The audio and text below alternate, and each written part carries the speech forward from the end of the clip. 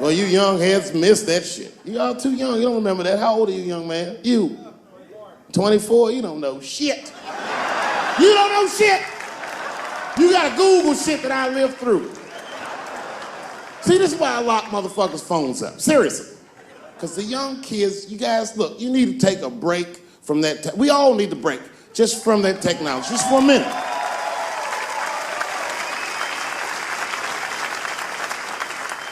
You know, I'm from a different time, young man, a dark time to you.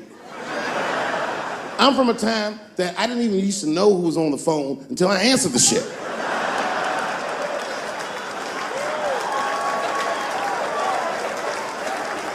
Like when tragedy used to strike. I remember I was 12 years old and the teacher wheeled a television set into the classroom.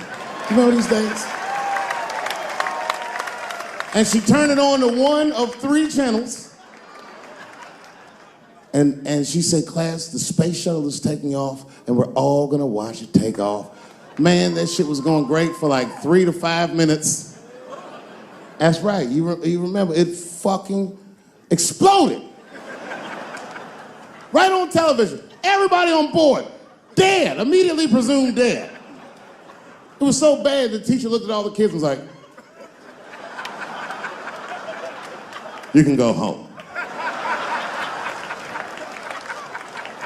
It's a goddamn national tragedy. This was Cold War America. The Russians were laughing at us. My point is, for a guy your age wouldn't even know the pain because in your generation, it's like the space shuttle blows up every fucking day. How can you care about anything when you know every goddamn thing? I'm getting over one cop shooting, and then another one happens, and then another one happens, and another one happens. I'm crying about Paris, and then Brussels happens. I can't keep track of all this shit, so you just give the fuck up. That's the hallmark of your generation. And that's fucked up because your generation lives in the most difficult time in human history. This is the age of spin. The age where nobody knows what the fuck they're even looking at. Did you know that Planned Parenthood was for abortions? It's for people that don't plan things out at all.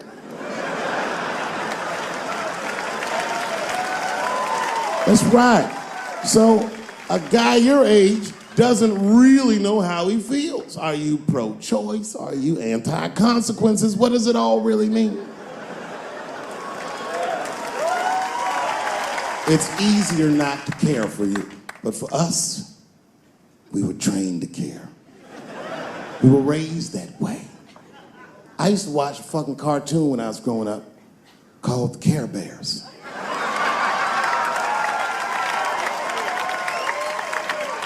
It was about a fucking group of teddy bear people.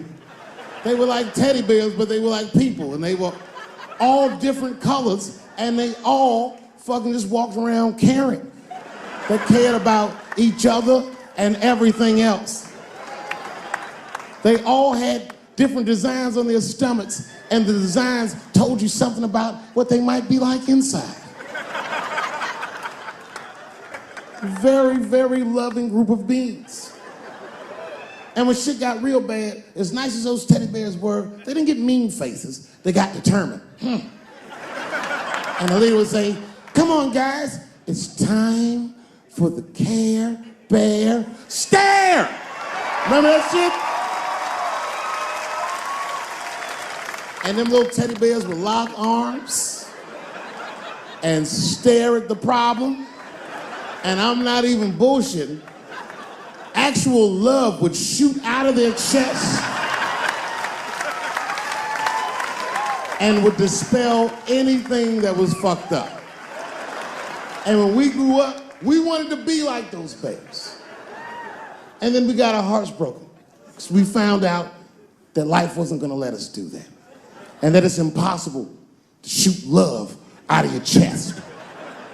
However, I have shot love onto somebody's chest before.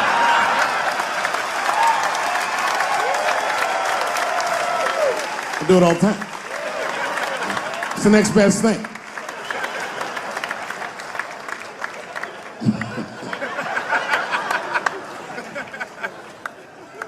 Oh yeah, you kids don't know.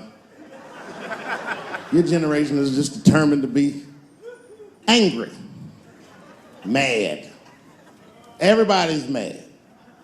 Back when we were growing up, only black people were mad. Now, everybody's just trying to get in on the act. I try to think to myself, well, when did everyone get mad? And then I realized this happened before we were born. This is a long way to go, but probably started in the Second World War. Think about it. All these black men, millions of black men, leave the United States for the first time, go over to Europe with America's armed forces and fight the Nazis and make more money fighting Nazis than they ever dreamed they would make in the United States. And a lot of those men, while they were in Europe, just to be real, not to be crass, a lot of them probably got their dick sucked by white women. I'm sorry, ladies and gentlemen, this was World War II Europe, and these were desperate times, and penises were being sucked for shoelaces and chocolate and very frivolous things. And it's very hard to come back to America and sit on the back of the bus after you've been in the south of France getting your dick sucked for a Crunch bar or some crazy shit like that. That's a life-changing experience. And while that was happening in Europe, here in America, for the first time, women entered the workforce en masse by the millions. All the men were gone. Someone had to run the factory. The ladies did it. That's right.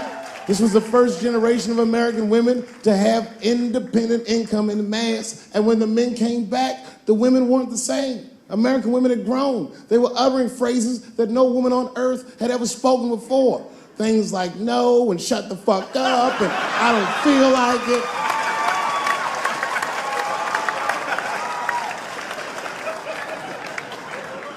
And then behind the scenes of that, there was a little-known government agency that started testing mind-controlled drugs on the American public. They fucked up. They tested it for 12 years. They didn't realize these drugs were not mind-controlling. They were mind-expanding. It was LSD and mescaline and shit like that. And for the first time, there was a new school of thought that was chemically induced that made people question the very society they lived in. By 1960, the President of the United States was only 42 years old. Can you imagine? DMX is older than that. And he was going to usher in a new era of peace. He was going to avoid the Cold War. He was going to end segregation. And they blew his fucking brains out in front of everyone in Dallas. This country was never the same. There were 7 more major assassinations in the 60s. Anyone that stood up and said anything was shot down the streets like a fucking dog. Kennedy, King, X, Evers, on and on. You didn't even have to be famous. You could be a college student at Kent State or in Mississippi protesting the Vietnam War, and they shot them too. The 70s were a wild era, and while all this was going on, Bill Cosby raped 54 people. Holy shit, that's a lot of rapes, man. This guy's putting up real numbers. He's like the Steph Curry of rape. Man, that's a lot of rapes. 54. If he had raped 30 less people, that's still 24 rapes. Don't forget, each one of these rapes has 8 hours of sleep in it. Ladies and gentlemen, that's over 400 hours of rape. It only takes 65 hours to get a pilot's license. If rapes were aircrafts, this nigga's Top Gun for sure.